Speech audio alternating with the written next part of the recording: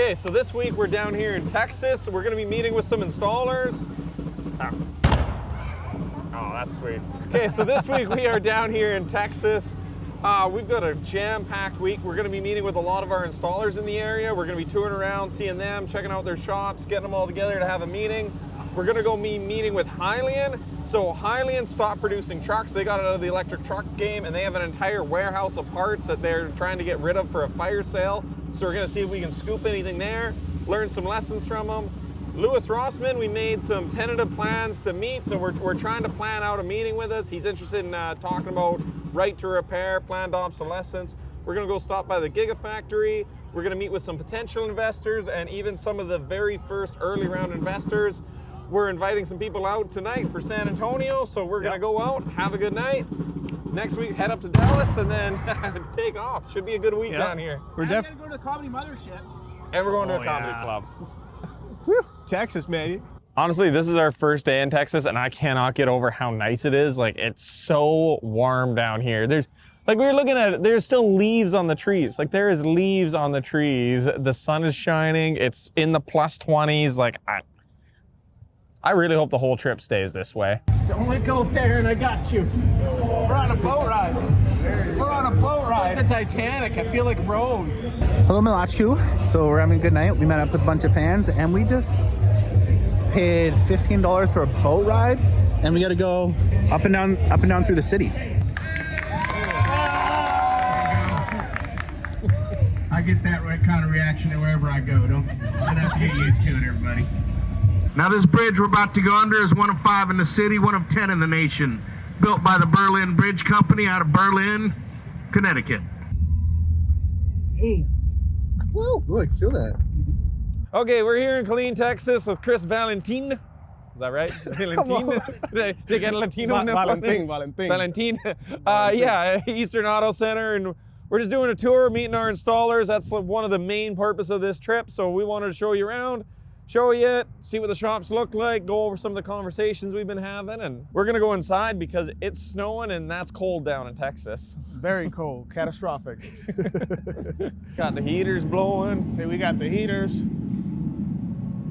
I got the guys right now, they're doing maintenance to the shop. Just too cold to be working on the vehicles right now. Yeah, so this shop is about 2,300 square feet. We pretty much do domestics. That's where we focus at. We also do classic cars as well. We work on our own tow trucks. We do BMWs, Mercedes, pretty much general mechanics. Okay. Nothing to performance. Okay, perfect. Well, you got any experience with electric vehicles then yet? Not really. Perfect, we'll train you up. We do work on like Priuses and all that, but that's... Honestly, I like that because we'll bring you up, we'll train you up, spend a few weeks up at our shop, and that's what I'm looking forward to. yeah. And I want to bring a couple of these guys too. Yeah, They're real you can good bring as mechanics. many as you want. We'll bring you up there for about 4 or 5 weeks. Okay. The whole training program is basically, the first week is all gonna be high voltage safety. We're just gonna spend a whole week on safety, everything to do it, because like there's nothing on this truck that can kill you short of dropping a transmission on your head. Electrical vehicles, you touch the batteries wrong, you can die. Yep. That's the one thing, is it's not bad though. It's like working in a sawmill, lockout, tag out procedures, disconnect the batteries, lock them out, tag them out, verify it, take your voltmeter, put the high voltage gloves on, verify that it's, because certain things like inverters and that can have capacitors, they can store energy, so you got to learn to check everything before you touch it. Just, you don't want to blow your hand off, go to the hospital, kill yourself. Yeah, we don't want to do that. A week on safety, and then basically it's with your first kit you're getting for a pickup. We'll leave that first kit in our shop, and then the next 3-4 weeks, depending on basically the skill level of your guys, how much we got to go into, and we'll start installing that kit.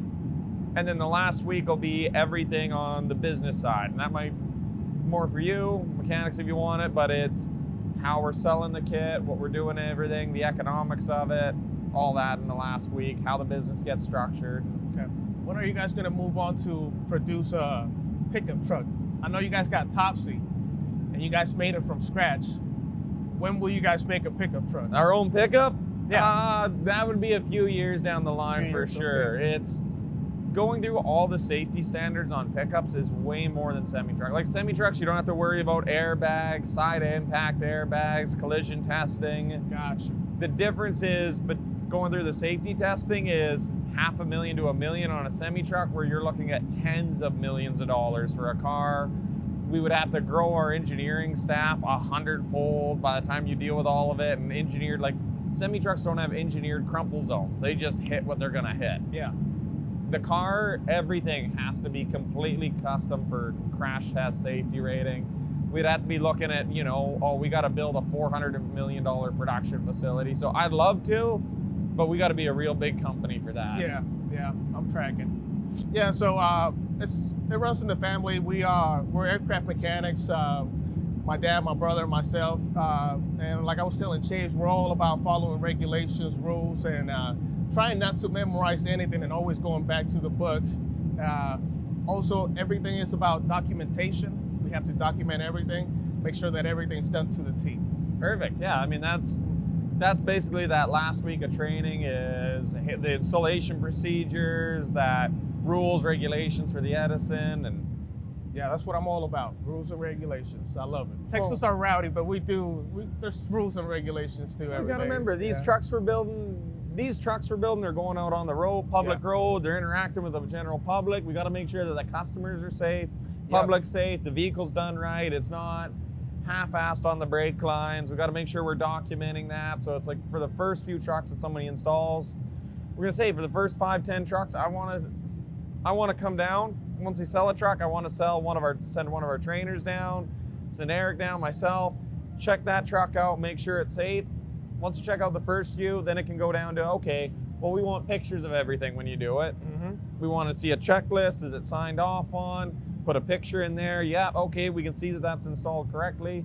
Upload it to the digital network, and then we know it's safe for the public, safe for the customer. Yeah, documentation, and then, you know, it covers your ass. Well, you get that. If you screw it up, plane falls out of the sky. We're not quite at that level, but it's still, you know, when we do one of those builds, we got to make sure that it's safe for the road. You know, do quality control. That's one of my quality control guys right there, Miguel. Nice. And that's what we're all about. Quality control and good quality work as well. That's what we want. That's exactly what we want. Yeah. You know, I gotta compliment you. This is a clean shop. Like, everything is neat, it's tidy. Oh, you went and opened some mechanics toolboxes. All the tools are perfectly organized. Like, you run a tight ship. Yeah, I appreciate you noticing, because we do take pride on keeping the shop clean. These guys do an excellent job. Every Friday, we go ahead and try to pressure wash, clean the floors, make sure our toolboxes are up to par. You know, it expedites the process on working on vehicles. It keeps, we don't lose our tools as often. You know, we know when there's a tool missing from the toolbox. We can notice, we keep the floor clean. That way we can notice if there's any stains coming from a vehicle. If we lose a bolt, easy to get to, easy to find. We don't have to be, you know, also when we throw ourselves on the floor, we're not getting too dirty. It's all about trying to stay as clean as possible. And you're not out here looking for this tool or that tool. Yeah. And, you know where everything is. I mean, you see that wall, it looks like a mess, but in reality, we know exactly where everything is. Everything's organized, everything's faced. And like I was telling Chase, for our new shop, we want to paint the floors white. That way, when there's a oil drop in the floor, we notice exactly where it's coming from. You're saying that's what they do for aircraft, eh? Yeah, in aviation, the hangars, some of the hangars have white floors. That way we know where everything is at, what engine is leaking.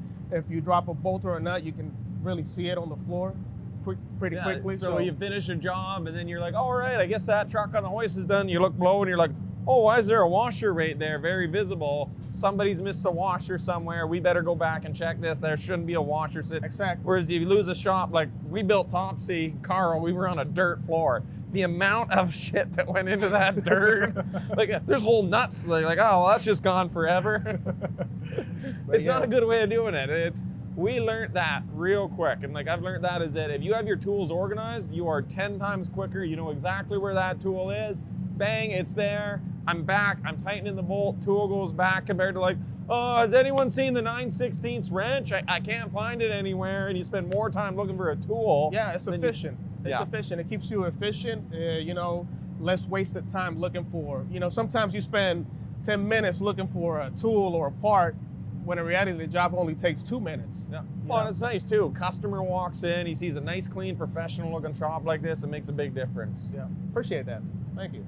Yeah, I found Edison Motors while scrolling through YouTube Shorts. As soon as I saw that, I really believed in it. Oh, wow. Especially when you said that the trains, they've been using the system for 1920s. Yeah, I wasn't aware of that. So, I mean, you see these trains hauling God knows how many tons. So, all electric drive. I did not know that. And that's what really got me believing in it. The train comment about it. So, well, it makes sense. Like, the torque is there. Like, you guys do it, like you can see you're rebuilding engines, building things, building custom hot rods, custom vehicles, that cool stuff. All about power, performance. You can't get more power than electric. It's just that, like, have you ever driven like a Tesla? No, I've never. Oh, you got to take one for a drive and actually put your foot into it, and it'll slam you back into the seat more than anything I've ever seen. But Topsy and like the rig will do the same thing. Like, it hammers you back. I want a pickup truck that can accelerate like that. I just don't want the range that you're limited to by batteries. Like, the batteries just aren't there. Yeah. Make it like a freight train. Have the power of electric, haul 1,000,000 pounds, and the range of the diesel. I love that idea. I really do. I love it. I love it. I like helping people that wouldn't have been helped, and I like giving a middle finger to authority. And when you combine those three things together, you kind of get this profession. It's really... We bought a truck. When we sent it to work, it was a 1969 Kenworth. We bought this truck for $4,000 in a farmer's field, and every nut and bolt on that truck I can fix, I can service, I can repair. That truck has been in our fleet for 7 years, out working, and we bought that truck starting. We were broke. It was affordable. And then we bought another truck. Then we bought another new truck, and all of a sudden we realized on the new truck you couldn't fix anything. Anytime we owned that truck for 6 months, and it spent 3 months in the shop with this computer code, and anytime it would go down, you would have to bring it back into the dealership, and they would have to put their computer onto it, and they would erase the code, and the truck would go back out. And okay, I'm not a car repair person by any means, so I'm going to ask a bunch of stupid questions. Hopefully you'll be patient with me. When you say a lot of the modern ones are not fixable, and you say a lot of people have this idea in their head that like the only anti-repair brand when it comes to motor vehicles is Tesla. And there are so many reasons to just smack them in the nuts with a baseball bat for all the things that they do. And I do that on this channel on a regular basis. But what a lot of people I don't understand is that this is something that virtually every company is going into. Like, one advertisement that I just showed you when you got here that you said you hadn't heard of was this ad for Question 1 that happened in Massachusetts 3 years ago, where they were convincing you that you were going to get raped and stalked in a parking lot. If Question 1 passes in Massachusetts, anyone can access your personal data. And like, they've got all the scary fucking lights in the background, and they have the, like, somebody following her with the shaky camera. Wait, why does my personal vehicle need to store, why does my vehicle need to store my personal data? None of my trucks need to store my information about me. Yeah, this is one of the things, like, everybody, like, the most top upvoted comment in all the videos where I go over this is, okay, like, forget about the mechanic. Why does my vehicle store my shit? Yeah. But like, these fear-mongering campaigns were funded by Ford, General Motors, like, Toyota, Honda, Nissan. Each of them spent $4 to $5 million creating this garbage. They also said that right to repair supports redlining and racism. Like, as if, a mechanic being able to fix your car somehow has anything to do with segregation in housing. They throw the kitchen sink at anybody that tries to say you should be able to fix what you own, and it's disgusting. And it's something that every brand does. So can you tell me, when you're talking about like modern trucks not being repairable, a lot of people think about this in terms of cars and more so consumer cars. They don't really think of how horribly this affects every other field. And the thing that I've really been trying to get into people's heads over the past 3 to 4 years is like, this isn't just Apple, this isn't just Tesla, this is virtually every company. And you can't scapegoat 1 or 2 or 3 companies or 1 or 2 types of industries for something that everybody's doing. So when you talk about the 1969 device that was, every nut and bolt you could work on, and the modern ones you can't, can you give some common examples of where the most egregious ones? Okay, so we just had a meeting with the investors we came down to see here behind us. Fortunately, it didn't go well. We're not going to be pursuing an investment with them. I'll be honest, I wasn't happy. They wanted to completely control Edison, control everything we're doing. Their business ethos I didn't like. They only really invest in medical companies, and his entire thing was, you got to increase prices, increase prices, increase prices. whatever you're charging right now, it needs to be double. You got to fix on the market. Like, man, you just invest in, they just do healthcare, and they're all about raising prices for everybody all the time. We had to use their suppliers that they wanted us to use, focus on increasing prices, focus on lowering costs. Like, it's not what I want to. I don't want to give up control for somebody to do that. It's disappointing. One of the things, like, yeah, we are trying to raise a little bit of money. I would love to be out of a tent. It's a winter time. It's pretty chilly working out of a tent, but honestly, I'd rather be in a tent a little bit longer than work with these guys, so. That's just cold tea. Yeah, it's cold tea. That's just tea that you could leave outside and come back to. I told you. This is yours too. Why would anyone want that? That's yours. Yeah, it needs a bit of sweetness, doesn't it? Yeah. Why would you want it on sweet? Exactly. You know what? I'd love a cup of tea, but can you just leave it outside for 30 minutes? So what's your opinion? What's your review on this, the cold tea? Chase just tried the cold tea for the first time. No, not cold tea. Iced tea. It's unsweetened tea. What do you call it? They just call it iced tea, but they don't put sugar in it. It's just literally cold tea. Like, that's just tea. If I made myself a cup of tea, walked out to the shop with it, let it sit out in the shop for like an hour, come back to it and been like, oh, it's so much better now. No, nobody does that. They're like, oh my God, I forgot to drink my tea. And then you toss it on the ground and then you go back and you brew yourself a cup of tea. It's the tea that you're drinking right before you got to the point, or at the point where you throw it out and go make new tea. Basically, a fresh cup of hot tea. America. Okay, we just finished up with the investor meeting, and we're gonna go check out the Tesla Gigafactory. I wanna see how big this is and see if we can get a tour. Oh, there it is. It's big. They still building it?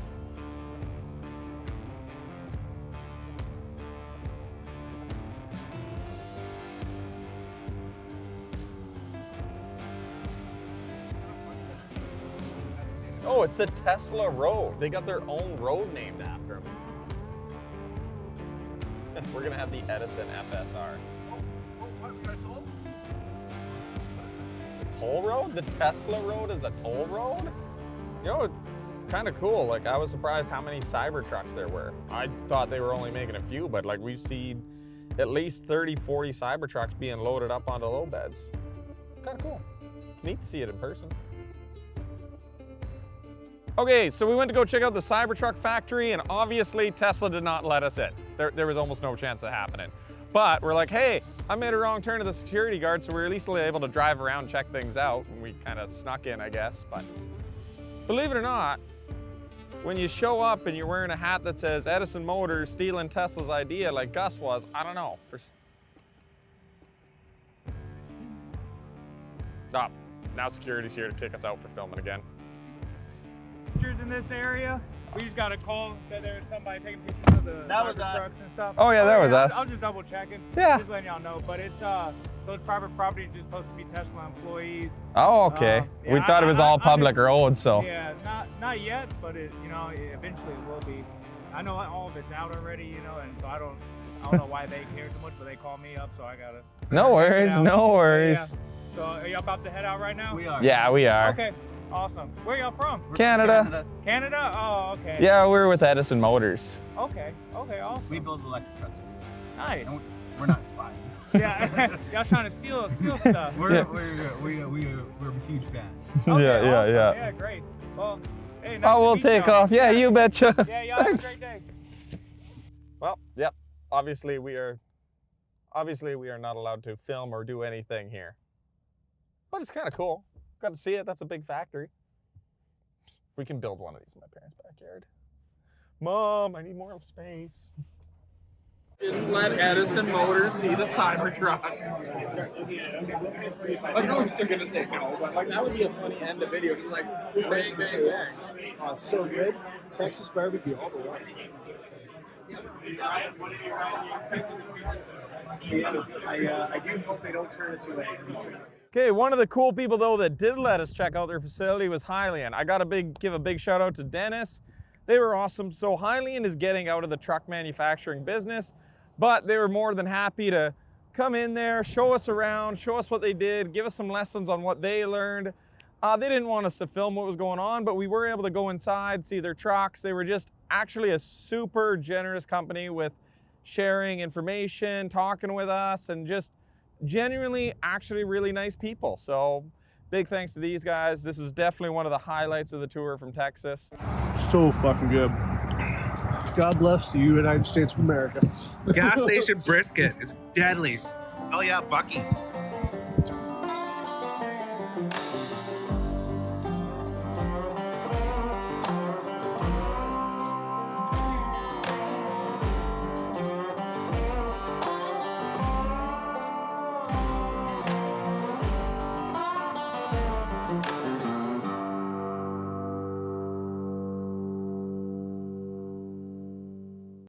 Okay, so we are back in Canada, obviously, and unfortunately we're not in sunny, warm Texas anymore. I gotta admit, I loved Texas.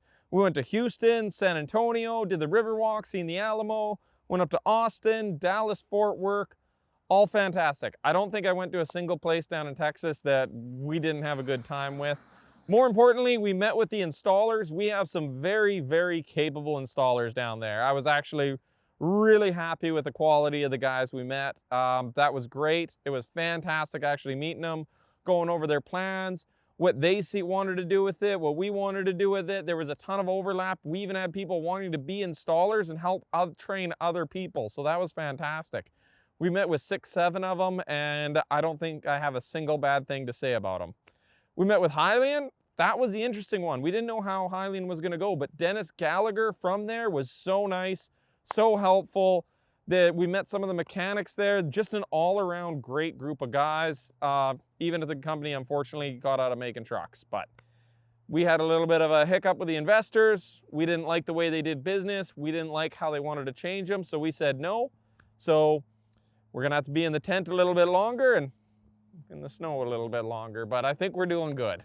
Overall, fantastic trip, well worth the time. We did close the installer opportunity. We want to focus hard on the installers we have. We're not just gonna try and sign up as many people as we can before we train the ones that we do have, so we cut that off. We're not doing any more installers, but you can reserve a kit if you're interested in getting the kit. That obviously helps us get to market. It helps us a lot more than you think, especially when talking to banks, as we got to start doing purchase orders, financing purchase orders, getting the kits in the hand, having verified orders helps with all that. So it really, really does help. We're not just asking for a deposit for the sake of asking for a deposit. But anyways, guys, thank you very much for watching this trip, and merch on the website.